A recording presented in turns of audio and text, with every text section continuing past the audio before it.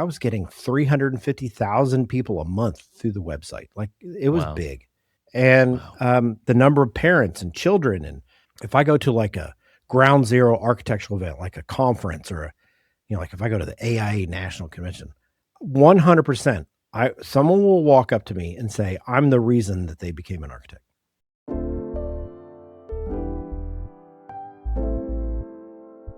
Welcome, business podcasters, to another episode of Podcasting in Professional Services. I'm your host, John Tyerman, founder of Cedar, where we build media brands for experts like you. Today, my guest is Bob Borson, a principal at BOKA Powell, a full-service architecture, interior design, and planning firm based in Dallas, Texas. Bob is also a co-host of the Life of an Architect podcast. Welcome to the show, Bob. Hey, John, nice to see you. Thanks for having me on the show. Happy to be here. Yeah. You've had a busy couple weeks going coast to coast. You were recently up in Saskatchewan, right? Giving a lecture? The fine folks of the Saskatchewan Association of Architects invited me to come up there and be one of the speakers at their yearly conference. So that was a nice adventure, a little distraction for, a couple weeks to prepare my presentation. And then the journey that is to get up to the northern area of the Saskatchewan province. That sounds like it was a fun adventure. Cool. So, Bob, can you set the stage for our listeners, business podcasters of all stripes, consulting firms, accounting firms? Can you set the stage and tell us a little bit about your firm, BOKA Powell, and the kinds of work that you do? The firm where I'm at now, I'm a principal, been there for 7 years. We're a multidisciplinary firm. We do projects across many sectors: core and shell office building, hospitality, student housing, corporate office, a little interior repositioning. We kind of do a little bit of everything. We currently have 4 offices. We have one in Dallas, one in Fort Worth, one in Austin, and one in Denver. During the time that I've been there, we've ranged between about 80 and 115 employees. The peak was right before COVID, and the low spot was shortly after COVID. Yeah. I'm sure a lot of people, if they're in creative industries, maybe even other industries, know what it was like coming out of COVID and people kind of reassessing what they're doing with their lives. The years following COVID, I was among layoffs from a marketing agency, but that's what set me out on my own as an entrepreneur. So, there's always a kind of a silver lining in all those things. That's right. Your Life of an Architect journey started well before your time at BOKA Powell. So you started blogging around 2010. Was that it? Yeah. So is that when you started creating content? Yeah. I don't even think anybody called it creating content back then. It was just kind of everyone just referred to it as digital communication and social networking. And there were certain kind of words that were your cue. A social network was the networking had to do with the idea of being social. And there was a certain etiquette that was in place back in that time. And we didn't really have trolls yet. And we didn't have people that were looking just to sow discord on the internet for entertainment purposes. So generally it was a bunch of well-intentioned people just trying to get out there and have conversations about whatever it is they wanted to talk about. I would have been in my early 40s, I guess. And I was having Christmas drinks with a friend of mine who's an attorney who teaches other attorneys how to use software to do their jobs more effectively and efficiently. And as a result, he knew some words, and we're just having a chat, and I asked him some questions, and he goes, "Oh, well, just subscribe to the RSS feed and put it in your Google Reader." And I was like, I don't understand a word you just said. And I had this moment when I realized that I was just getting better at doing things that I already knew how to do. And I had this, I don't know if epiphany is the right word. That sounds a little too big for the moment, but I had this realization that maybe I needed to branch out and learn some new things. So I decided, and I think that this might be true for a lot of people that have the same kind of genes that would make you think doing a podcast or a blog site would be a good idea. As I needed a creative outlet. I mean, that was 2010. We were still in the 2008, 2011 recession. Something like 40% of all architects or people that worked in allied architectural industries were laid off. So here I am, I'm a creative person and I needed an outlet.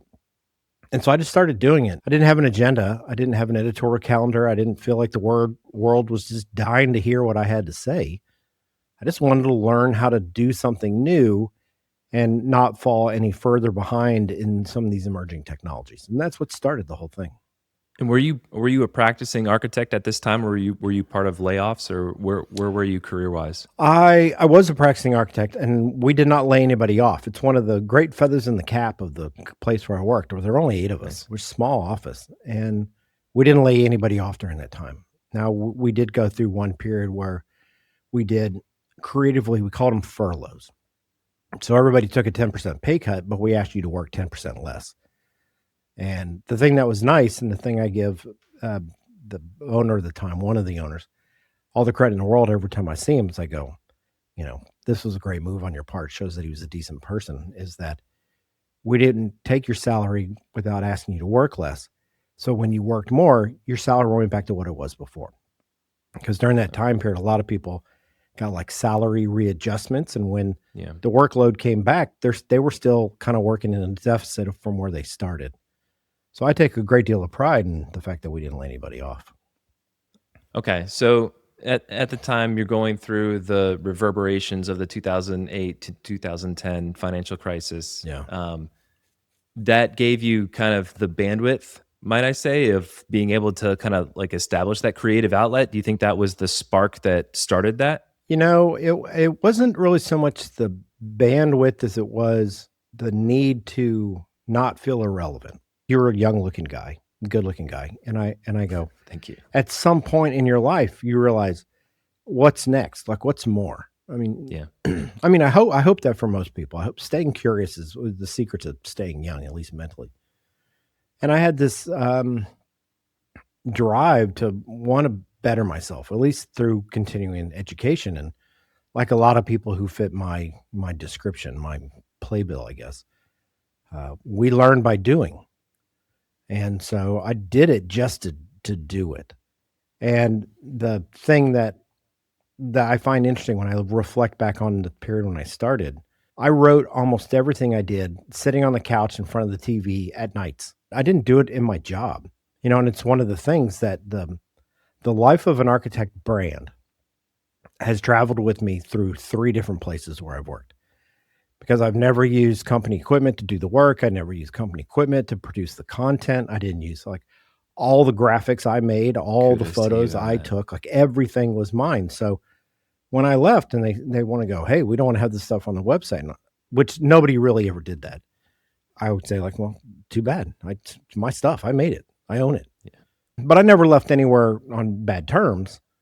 And so nobody really played that card, but it was a decision I made very early on that I was never going to let somebody tell me what I could or couldn't talk about. And so I wanted to hold myself to the highest standard possible. So I didn't even have the like a position that would weaken my stance on what I could or couldn't do. That's so fascinating. So you essentially founded a media brand on your own, kind of independently outside of working hours.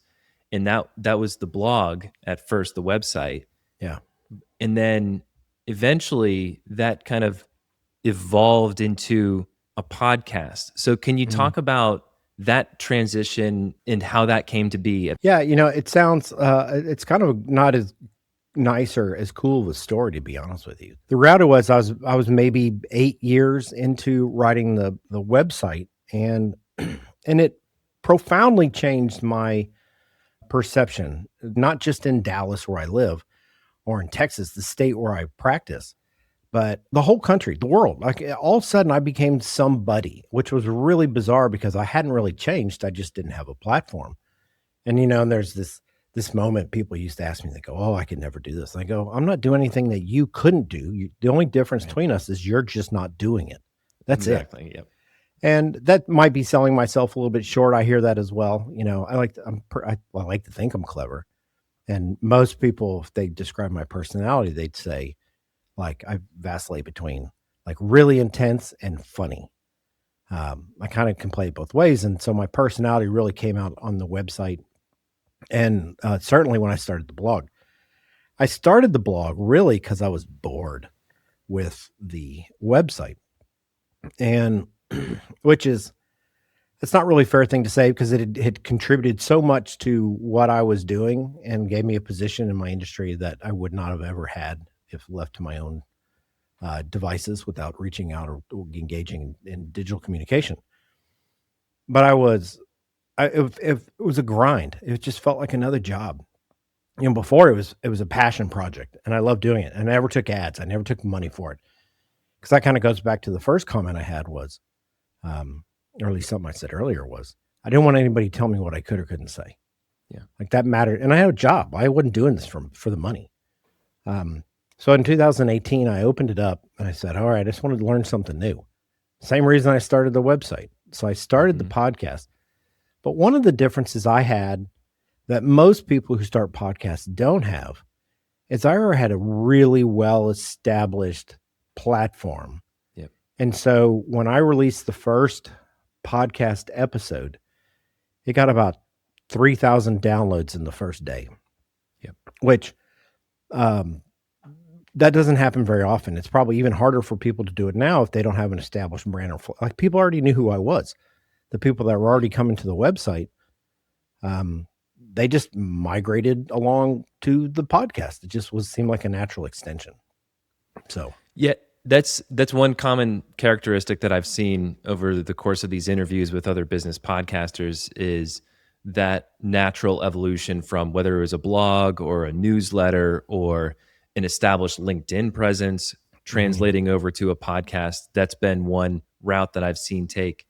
A podcast, you can kind of launch a podcast without a big network and use that as a relationship engine. I've seen it work out that way as well. But you mentioned one thing that I want to highlight, and that was the fact that your personality oscillating between funny and intense. I like that. That shone through on the blog. But I imagine that the podcast took that to a whole nother level. Well, that would be great to say that's true, but it's not. Interesting. Part of it is because on the website, it was 100% me.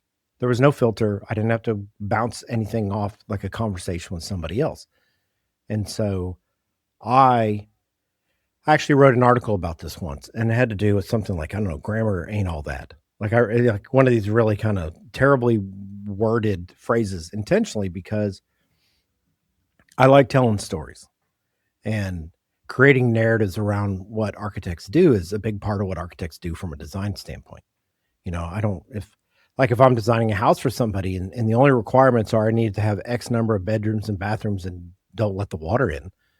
Well, line forms to the left. Like there's a billion people that could do that for you. And probably people that would charge you less than I would because they don't have the education or the skills that I might have developed over the years. So when I started the podcast, I had a couple of decisions that I made right out of the gate that I think kind of helped shape the tone to it. The article, when I write them, I made up my own kind of grammar so that if you read them, whether or not it's me thinking in my head, me talking out loud, me kind of, hey, do you know what I'm saying? Like whispering something in your ear if it's a private joke. So I used ellipses and italices and parentheses and gaps and dashes and everything so that you would read it in the same way I would say it. So I kind of developed my own little shorthand of that. What made sense to me. I didn't read a book about it. It's just how it kind of evolved. So if you read those website articles, you get a true sense of who I am and what my personality might be like. On the podcast, I didn't want to be just a talking head, right? So I needed a partner. And I've had two partners on my podcast. First guy was a guy named Landon. He was an awesome guy, young employee, just started working at my company. And I thought, well, there's the convenience factor because he literally sits right next to me. So there's that. And then the other part of it was I have 30 more years experience than he does. So if we want to talk about something that's architecture related, which is kind of the point of the podcast, it would be nice to have contrasting experience levels to look at a discussion from two different ends of the spectrum. Yeah, you got like the mentor-mentee relationship kind of happening. Yeah, so Landon was his name. He taught me a lot of stuff. All right, so it kind of goes both ways, but sometimes when you've walked 5 times around the block, you know what's coming up when you go start lap 6. He was just starting his first lap around the block, so he had questions and he saw things through fresh eyes, so it made conversations a little bit different. Well, during that time, Landon met his future wife. And something that I bet you can appreciate is that making podcasts takes a long time. Yeah. For ours, I have to do a run sheet, which is kind of like a high level breadcrumb of what my conversation is, because I'm prone to telling stories about the stories that I'm telling stories about. And next thing you know, I'm 8 incomplete stories into it, and I don't remember what my point was, and there's no way of getting back, and I haven't actually finished telling a single story. So I write run sheets. We made the decision to only cover a single topic. Right. There were a couple of architectural podcasts that were currently in the marketplace when I started. They'd been there before me. And there were a couple things they did that I didn't care for. I'm sure other people love them. They just weren't for me. Like what? Well, I didn't like when someone's like grab bag stuff, like, hey, we're going to have a 30 or 45-minute conversation. And we're going to cover 17 different topics.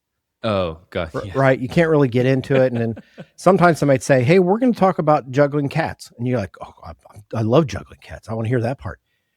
And then you just have to beat your way through all these things that you don't care about just to get to the juggling cats, only to find out they talked about it for 35 seconds. And you're like, ugh, what a waste of my time. So I decided I was never going to do that. We're going to pick one topic. We're going to try to do as deep a dive as we could within the time frame that we said. We're going to do I don't know if it's considered long format, since there's some out there that are 3+ hours. We want to keep ours around an hour. That's what it is. Yeah.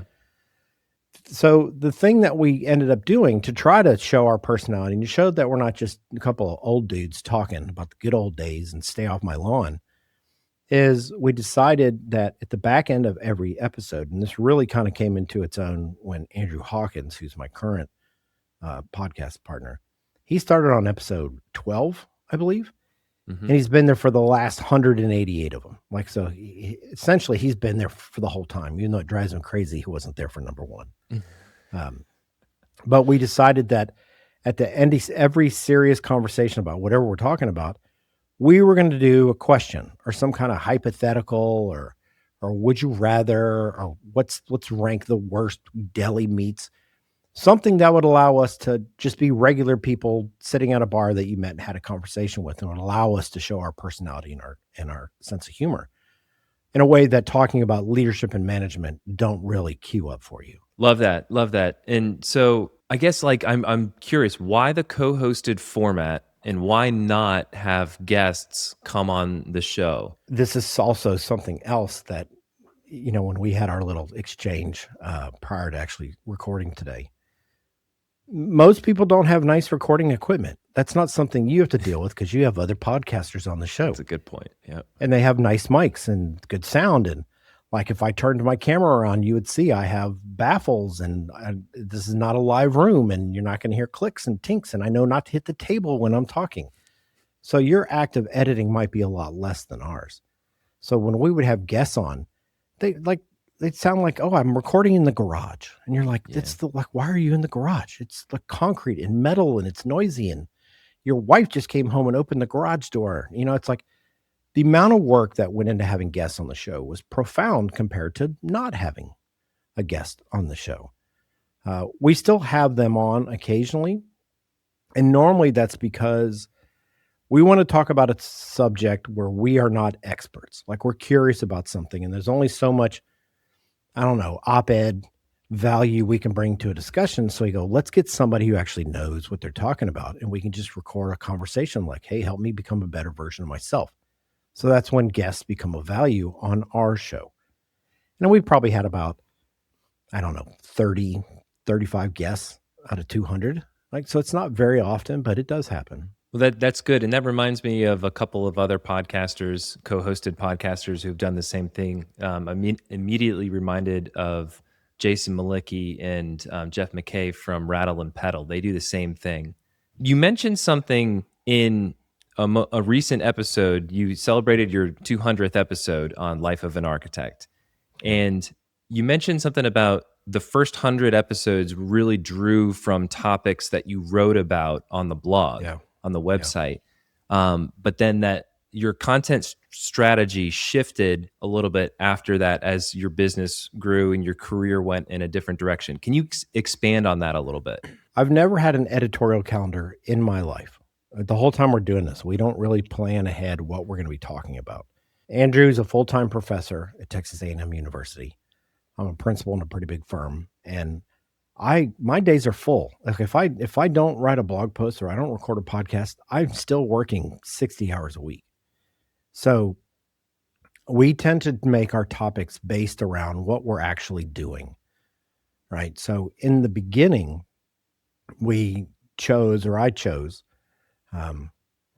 to kind of feature, like, of all the, like, if I took the most popular blog post I ever wrote, there was something interesting to me about exploring a longer format discussion about that topic as opposed to what I could write about it from, first person perspective, right? Yeah. Kind of a back and forth would make that conversation a bit more interesting. Now, in the 200th episode, when I said, about the first 100, probably out of the first 100, probably less than half were actually like podcast versions of blog posts. It wasn't every single one. It was just, all right, hey, we talked about low cost modern houses on the way. I say we, it was me. We talked about how low cost modern houses are like Santa Claus. Like you enthusiastically believe in it until you get older and learn how just ridiculous that is. And so let's get into it. Let's have a longer form conversation about it. So that might be something that we'd revisit, or how much does an architect make, or what does the day in a life of an architect look like? Because most people who aren't us have no clue. And then people who are even in college, when they're listening to the episodes, they all think architects graduate and become designers, which is not even close to being accurate. I would get emails from folks and they'd say, I really want to be an architect, but I'm bad at math, or I can't draw, I can't sketch very well, or I'm not artistic, or I'm not very creative. And I go, do you know how many jobs are made for someone who thinks like you do in the architectural profession? If I have 100 people, maybe 8 design. Like I count on 8 to do design work for me. The other 92 have a completely different experience and expertise to do the job. So let's talk about that, as which is too big of a topic to write about unless I want to write a book, which I don't. So, okay. So you're expanding on kind of like some like tangential topics around the life of an architect, all the different people in orbit around the work. And I guess it's been 16 plus years since I started. Even the topics I covered have evolved because my career has evolved. Right. I don't talk about the same things I talked about in the beginning because I don't do the same things that I did in the beginning. Like when I started it, I worked in a small firm that focused almost exclusively on high-end residential projects, right? So my blog posts reflected that, and my photos reflected that. The process of how do we design, or look, I'm working on a bench right now. Here's what that looks like. Now I have more responsibilities in not only doing my job, which is I'm a senior product designer, I'm a project manager, but I have management responsibility, I have leadership responsibilities, I have mentoring responsibilities, I have HR responsibilities, I have running a company responsibilities now. I don't really design benches anymore, right? Like it's not really what I spend my time doing. And since we've always made the overarching goal to talk about things that we're literally doing right now, it has changed the topics that I discuss about. So now more I talk about is, firm related things. Like, what is the difference between leadership and management? Why do titles matter differently to you at the beginning of your career versus the middle of your career versus the end of your career? Firm transition. What does that look like? Why is it hard? The next episode we have coming out is it's titled The Middle of Middle Management.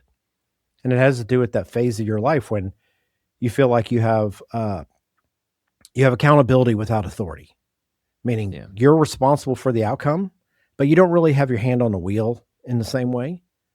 And why, on one hand, that's terrible and it's agonizing, and why it's really hard for people to go through that process. But then we end the show by talking about why it's a type of apprenticeship, and why it matters, and why it's important for you to evolve into the thing that you're going to become. It's kind of like a rite of passage going through that, so you can kind of see both ends of it. It's like a baton handoff. kind of That's right. thing. Yeah.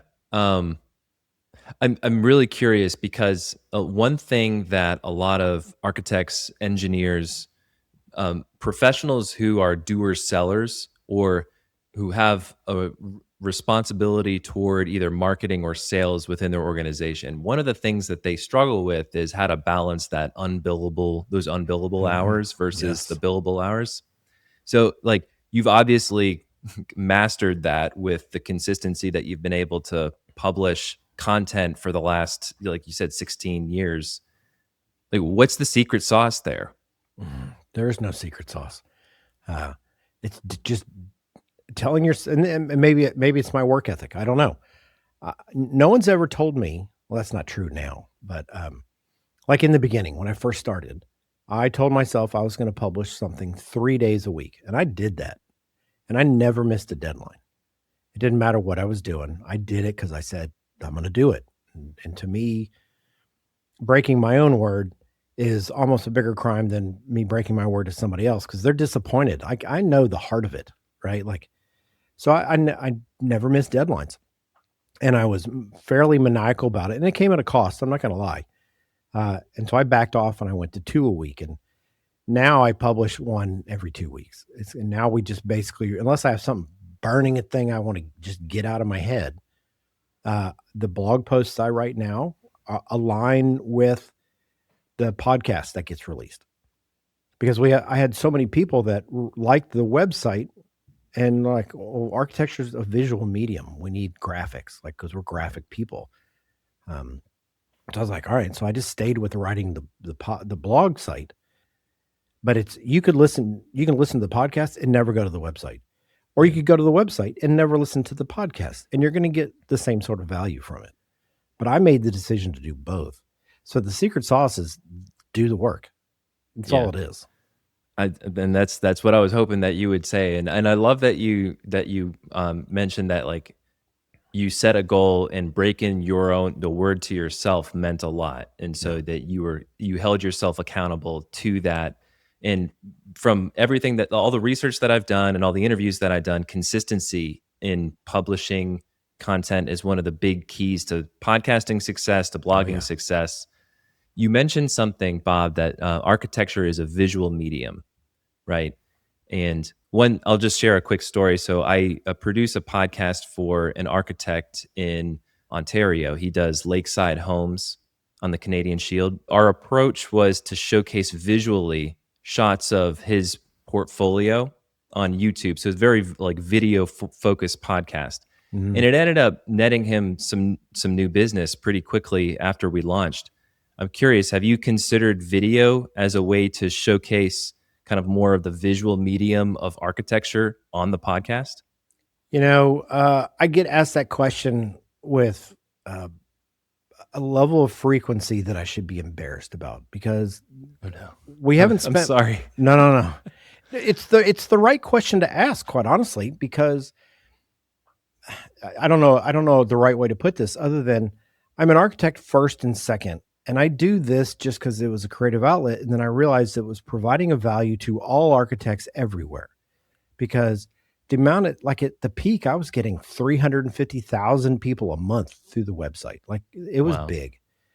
And Wow. the number of parents and children and college, I mean, I don't think I can go to if I go to like a ground zero architectural event, like a conference or like if I go to the AIA National Convention, 100%, someone will walk up to me and say, I'm the reason that they became an architect.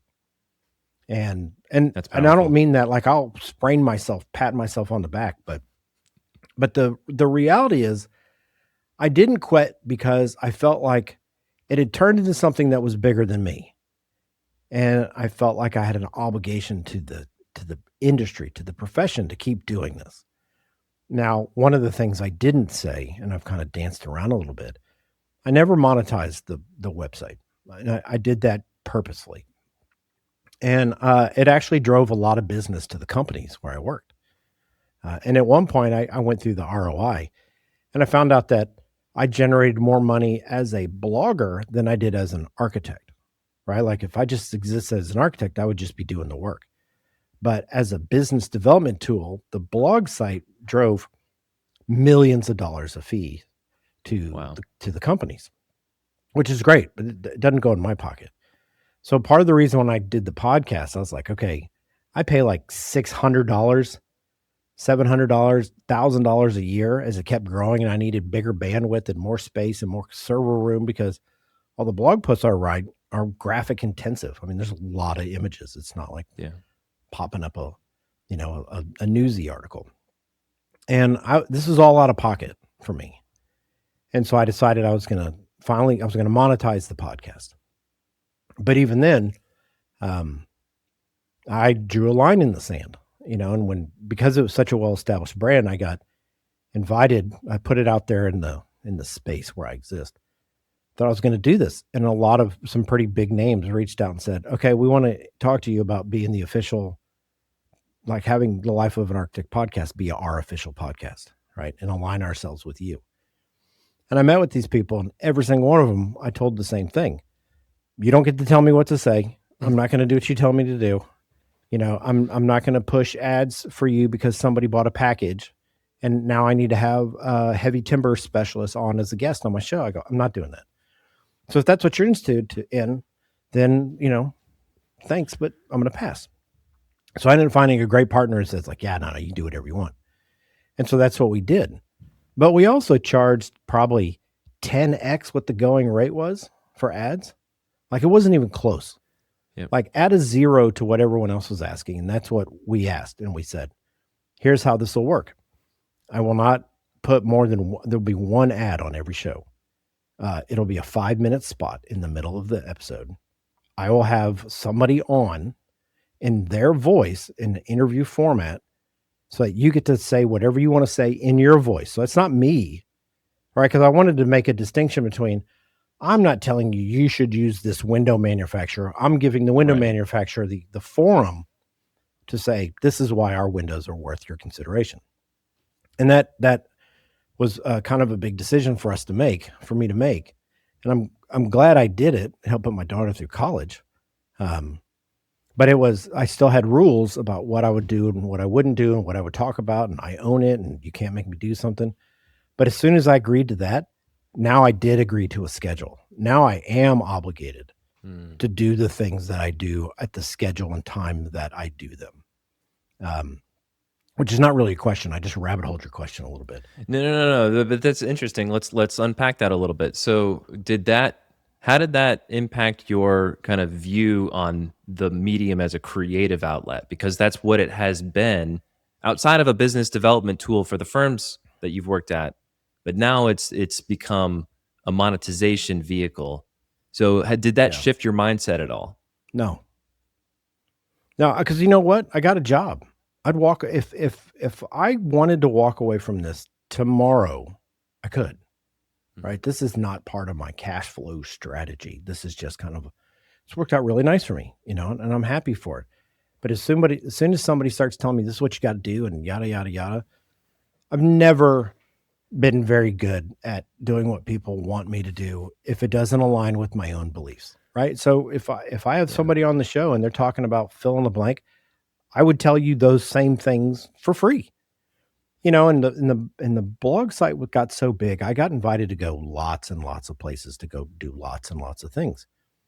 In the early days, they just wanted you to be there almost like an influencer before an influencer was even a word.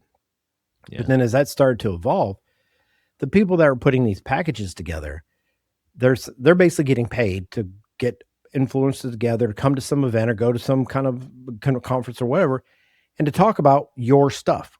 And so me agreeing to go, they're obligating me to post X number of pictures on Instagram, on LinkedIn, mention this, write a blog post. And I always said, no, here's what I'll do for you. And if you don't want me to come, then I won't come. If it's nice and I like it, I'll talk about it. If it's not nice and I don't like it, I won't talk about it. Your choice. Right? And that's the way it should be with influencer. I say that with air quotes, influencer relationships, right? Yeah. Like there should be some level of like belief and trust in whatever they're there to promote or to champion, I should say. Yeah. And Um, so if I circle just slightly back to your original question is, so sure. why wouldn't I, since architecture is a visual medium, why Right. wouldn't I put together something that would work across platforms, like put some on YouTube? And I know that now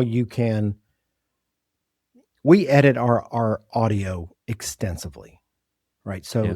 if you're a guest on my show and like we get rid of all that, you'll sound like a genius, right? Just people don't realize when they're recording themselves that there's lots of audible mental pauses that people make that your brain just kind of filters out in real life. But when you put on headphones and you're the person listening to a podcast and somebody says like a lot or well, like I don't want that on there. I don't want you, the listener, to have to listen to somebody think through the sentence that they're building in their head. I just want to get to the sentence. And so we tell people, if you're coming on a show, if you say something you wish you hadn't said, let me know. If you mumble mouth something, we'll say it again. Like we'll clean it up, right? Because I want them to sound like the genius that they are. It's why I have them on the show. So I don't know how that works if I try to tie in video. Quite honestly, I've never taken the time to figure out how can I sync up audio other than cut away from the two people speaking to put a graphic on and then resync it up. Like I'll just put a graphic at where the mouth moving and the audio mumbling doesn't come out. It's not in sync or whatever. I just don't have the time to do it. And I'm Yeah. too cheap to pay somebody else to do it without knowing its value. And I don't want people to think of me as like I used to hate when I would go somewhere and people would say, "Oh, this is Bob Borson. He's a blogger." And I'd go, I went to college for like a long time. I have one of the hardest licenses to obtain in all the world. And I have 20 years experience doing this. I'm an architect. I'm not a blogger. I'm an architect who happens to write about what he does. And I don't know why that bristled me so much. Um, I want people to know me as a multifaceted person if they choose to think about me at all. But I want architect to be the primary. I mean, other than he's a good dad, or he's a nice friend or he's funny. I mean, personality qualities notwithstanding. I don't want to be known as a blogger. I don't want to be known as a podcaster. I'm an architect who talks about what he does on a podcast or writes about what he does on a blog site. And I think that mentality makes a bit of a difference because I think the best compliment I ever got, maybe this is the easy way to describe it. The best compliment I've ever gotten, I've gotten this a lot. And so I feel very at peace with the regularity I get it. People will meet me and say, I'm exactly how they thought I was. And the only way they know me is through the website. Yep. And I take great pride in being genuine in all the things. Like we're having this chat right now. And I'm telling you, if you were sitting in this room with me, it would be the exact same. Okay? I don't put on airs. I don't pretend to be something that I'm not. And that strategy has worked well for me. And Bob, I think that's a perfect place for us to close this conversation out because that's exactly, I think, what that mindset of you're an architect first and you're talking about this and your fierce defense of your intellectual property and then your self accountability to making sure that you're publishing on a consistent basis over the course of 16 years. I mean, to me, those are some of the keys to your success. Thank you so much for sharing all of your insights and your experience and all of your stories today. Is there anything that we didn't talk about life of an architect that you'd like our listeners to know? I mean, now it's an experience, right? So if you're uh, the website and the podcast appeal to a couple different types of people. Either you are an architect, you want to be an architect, or you're an architectural enthusiast. You don't have to have an education to listen to the show to get some value out of it. We purposely try to make it approachable and accessible to everybody, not just people that have architectural degrees. So if they fit any of those categories, it's probably worth checking out. But because I don't define myself by it, I'm okay if you don't. If Klingon speaking and knitting and cat juggling are your three things, go find that podcast. Like I'm sure it'll be a great one for you. Yeah. Folks can check out Life of an Architect podcast wherever they get their podcasts, lifeofanarchitect.com. And Bob, thank you so much again for your time. This has been an awesome conversation. Thanks, John. I appreciate you having me on the show and giving me your time.